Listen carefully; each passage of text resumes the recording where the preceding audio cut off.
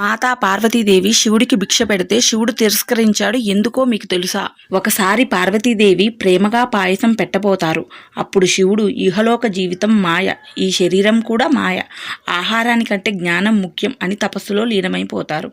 పార్వతీమాతకు కోపం వస్తుంది.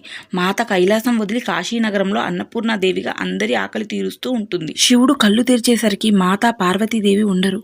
పార్వతీదేవి లేని కైలాసంలో ఉండలేక పార్వతీదేవిని వెతుకుతూ కాశీ చేరుకుంటారు. దేవిని వెతుకుతూ శరీరం నీరసించిపోతుంది. ఇప్పుడు శివుడు అక్కడే అన్నదానం జరుగుతుంటే అక్కడికి వెళ్ళి ఆ అన్నదానంలో కూర్చుంటాడు. అప్పుడు మాతా పార్వతీదేవి అన్నదానం చేస్తూ శివుని వంతు రాగానే శివుని చెయ్యి పట్టుకుంటుంది. మాతా పార్వతీదేవి శివుని చేయి పట్టుకోగానే శివుడు పార్వతీదేవి అని గుర్తిస్తాడు. అప్పుడు పార్వతీదేవి ఆత్మానుభూతికి శరీరం ఒక సాధనం, ఆ శరీరం బలంగా ఉండాలి అంటే ఆహారం అవసరం అని శివునికి చెబుతుంది. ఆహారం పరబ్రహ్మ స్వరూపం అని తెలియడానికి శివపార్వతులు ఈ లీల ప్రదర్శించారు.